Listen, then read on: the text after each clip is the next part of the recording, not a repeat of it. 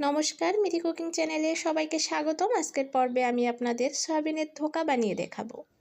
আশা করি রেসিপিটি ভালো লাগবে। সয়াবিনের ধোকা রান্না করার জন্য প্রথমে সয়াবিন সেদ্ধ করে নেব। সেদ্ধ করার জন্য কড়াইতে জল দিয়ে দিয়েছি, একটু লবণ দিয়ে দিলাম, আর এবার দিলাম সয়াবিন 1 বাটি। কম বেশি দিতে পারেন। এখন ঢাকা দিয়ে সেদ্ধ করে নেব। তো ঢাকা তুলছি, সয়াবিন সেদ্ধ হয়ে গেছে। এখন ঠান্ডা জলে ধুয়ে জল চিপে নেব। তো ঠান্ডা জল দিয়ে দিয়েছি, এখন চিপে নিচ্ছি।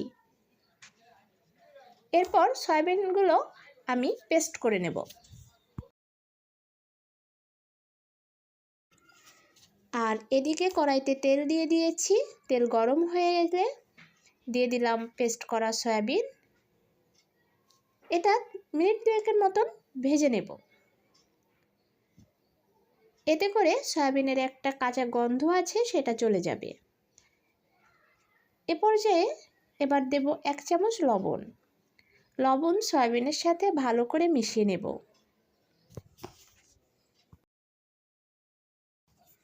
তো প্রায় 2 মিনিটের মতো ভেজে নিয়েছি। এখন দিয়ে দেব হাফ কাপের মতো ডাল বাটা। এখানে আমি মুগ ডাল 3-4 ঘন্টা মতো জল দিয়ে ভিজিয়ে রেখেছিলাম, তারপর বেটে নিয়েছি। এখানে আপনারা ডাবরি, ছোলা, মুসুরি, মটর যে কোনো একটা ডালই দিতে পারেন। তো ডালটাও ভালো করে মিশিয়ে নিচ্ছি। এখন দিয়ে দিলাম 1 চামচ মরিচ গুঁড়া, 1 চামচ জিরা গুঁড়া এবং 1 চামচ হলুদ গুঁড়া। এখন ভালো করে মিশিয়ে নেব। এটা একটু আঠালো আঠালো হবে, কিন্তু তারপরেও ভালো করে মিশিয়ে নিতে হবে। তো ভালো করে মিশিয়ে নিয়েছি, এখন চুলা থেকে নামিয়ে নেব। তো আমি যে প্লেটে নামাবো অর্থাৎ ধোকাটা সেট করব, সেই প্লেটে একটু তেল ব্রাশ করে নিয়েছি। এখন ধোকাটা সেট করে নেব।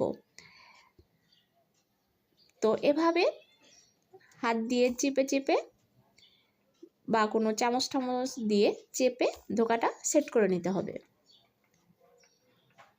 এখন একটা ছুরিতে একটু তেল মাখিয়ে ধোকাটা কেটে নেব। তো আমি এখানে চৌকো চৌকো করে কেটে নিচ্ছি। আপনারা চাইলে অন্য কোনো শেপে কাটতে পারেন। তো আমি সবগুলো ধোকা কেটে নিলাম। এখন এগুলো ভাজতে হবে, আর তার জন্য কড়াইতে তেল দিয়ে দিলাম। এখন তেল গরম করে নিয়ে ধোকাগুলো ভাজবো। এখানে 3 চামচ আটা জল দিয়ে গুলে নিয়েছি, পাতলা করে, দেখতেই পাচ্ছেন। এখন একটা একটা করে ধোকা আটার ব্যাটারে এভাবে চুবিয়ে তেলে ভেজে নেব।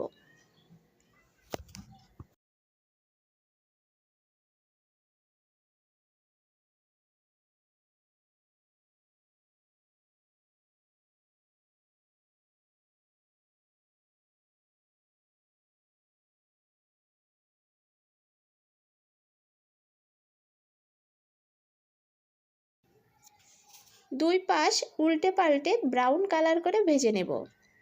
আর চুলার জাল মিডিয়ামে রেখে ভাজতে হবে। তো দেখুন ধোকাগুলো ব্রাউন কালার ধারণ করেছে। এখন আমি ধোকাগুলো তুলে নেব, আর বাকি ধোকাগুলো একই পদ্ধতিতে ভেজে নেব। তো সবগুলো ধোকা ভাজা হয়ে গেছে। এখন আলুগুলো ভেজে নেব।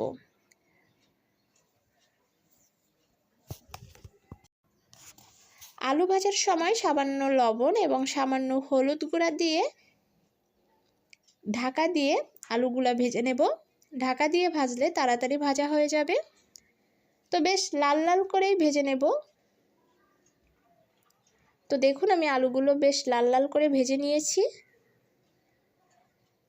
এখন আমি আলুগুলো তুলে নেব।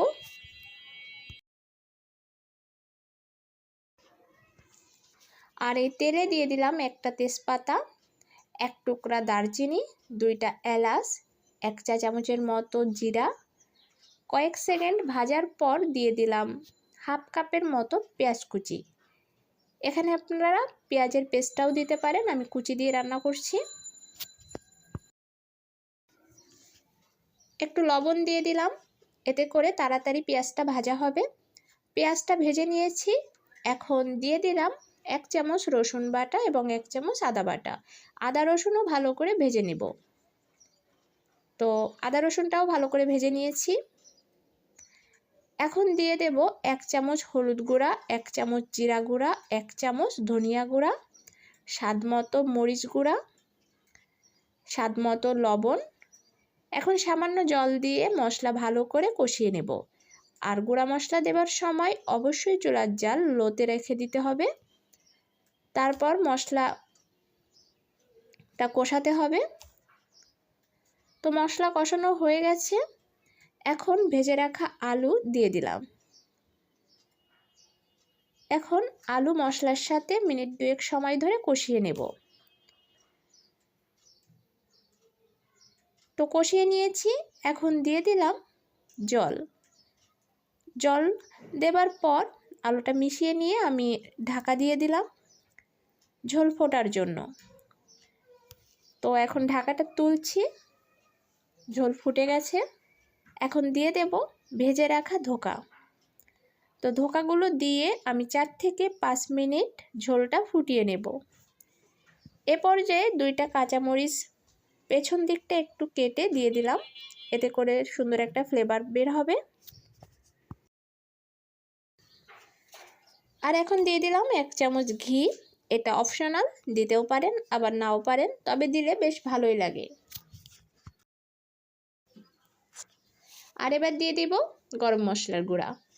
এবার চুলা বন্ধ করে ঢাকা দিয়ে রেখে দেব 2 মিনিটের মতো। তারপর আপনাদের দেখাচ্ছি পরিবেশন করে। তো দেখুন ফাইনাল লুক। এটা খেতে জাস্ট ওয়াও।